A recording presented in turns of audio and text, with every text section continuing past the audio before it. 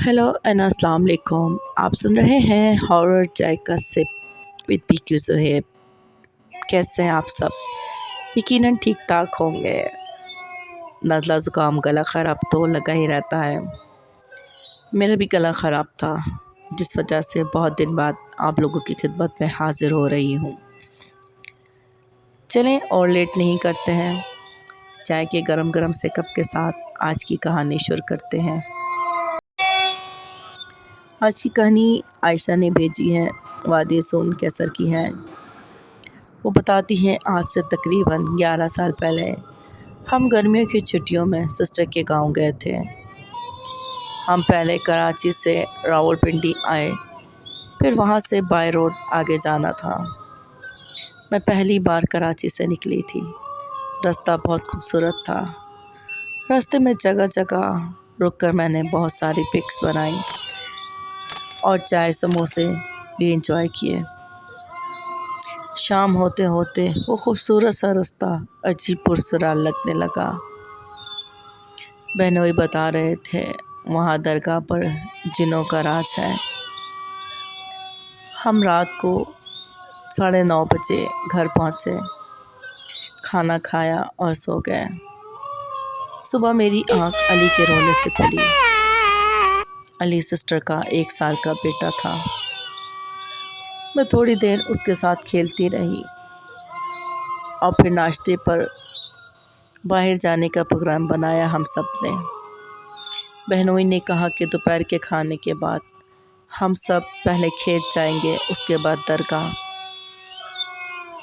Sister की family, मैं और अम्मी कार में बैठ के पहले उनके खेत देखने गए। शदीद गर्मी थी। उसके बाद हम डेब शरीफ की दरगाह गए। वहाँ का नज़ारा बहुत हसीन था। तपती दोपहर में दरगाह बहुत पुरसुकून और ठंडी मालूम हो रही थी। दरगाह पर पहले हमने फातिहा ख़्वानी की और उसके बाद भाई हमें दरगाह घुमाते रहे। गर्मी की दोपहर थी, इसलिए इस वक्त वहाँ बहुत सन्नाटा था। 2-3 ही मलंग वगैरह बाहर दरगाह के सोए हुए थे। दरगाह से बाहर चिल्ला गाह थी, जहाँ पुराने ज़माने में चिल्ला काटा करते थे। मैं हर जगह की पिक्स और वीडियो बना रही थी। चिल्ला गाह से नीचे एक पथरीला रास्ता आबशार को जाता है। सब वहाँ से नीचे जाने लगे। मैं ना गई और वहीं खड़ी पिक्स और वीडियो बनाती रही। वीडियो बनाते हुए मेरा पाँव पीछे होते हुए बिल्ली के बच्चों पर जा पड़ा।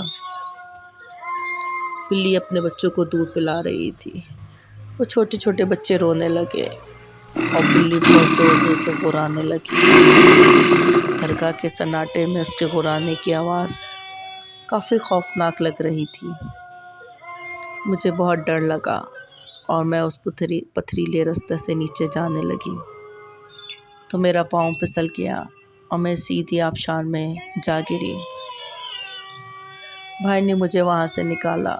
इतनी ऊपर से गिरने से मेरे पाँव में मोच आ गई थी और पूरे जिस्म में जगह जगह दर्द हो रही थी। मैं पूरी भीग चुकी थी। अम्मी ने कहा, कैसे गिर गई?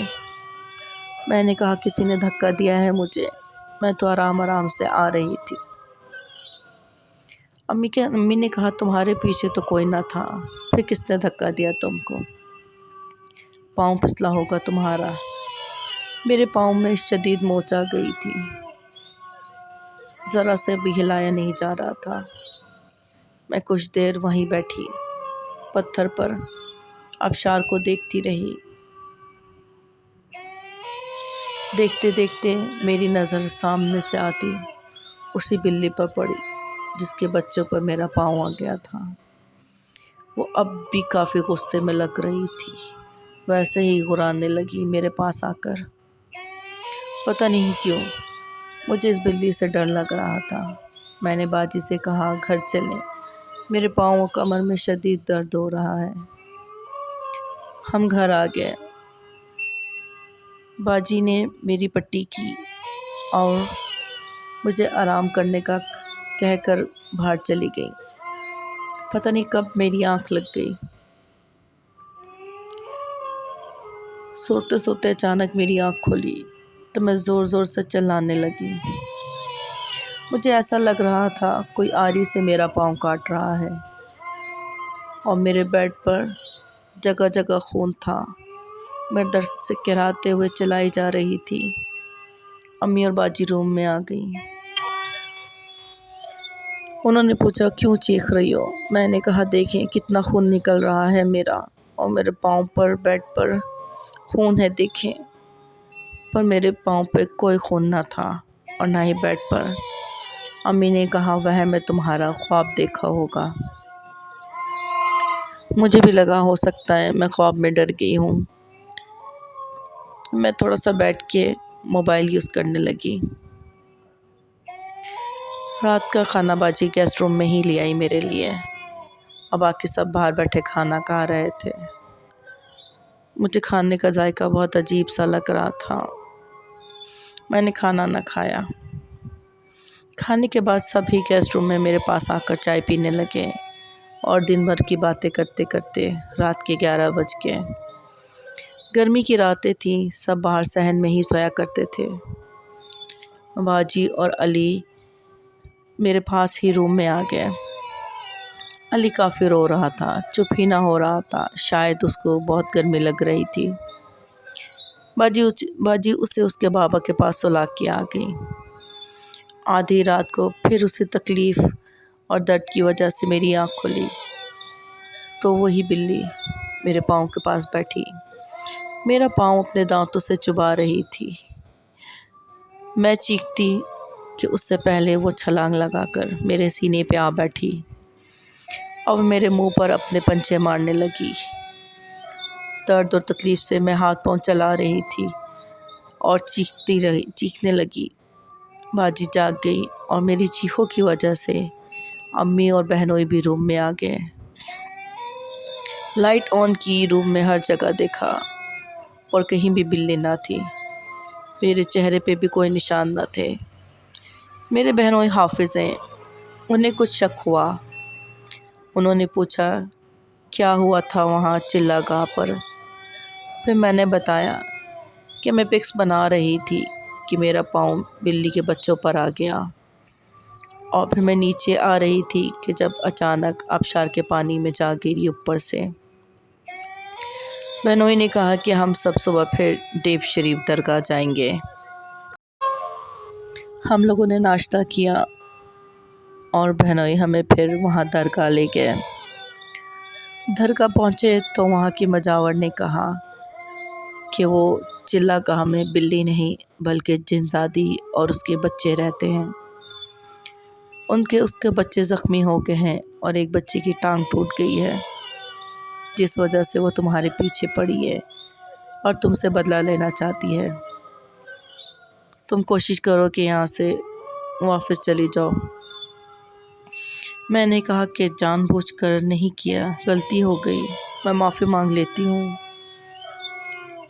میں چلہ گاہ گئی، وہاں پر وہ بلی اپنے بچوں کو دودھ پلا رہی تھی۔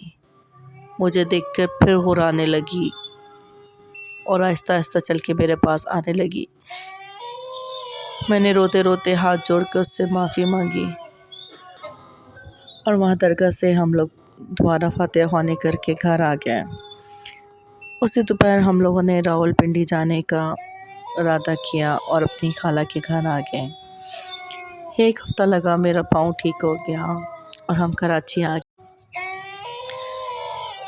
پر اب میں ہر بلی سے ڈرتی ہوں، کیونکہ وہاں میرے ساتھ جو کچھ بھی ہوا وہ بہت تکلیف دہ اور خوفناک تھا۔ جانے میں ہی صحیح میں نے بلی اور اس کے بچوں کو تکلیف پہنچائی تھی۔ اب تک کے لیے اتنا ہی۔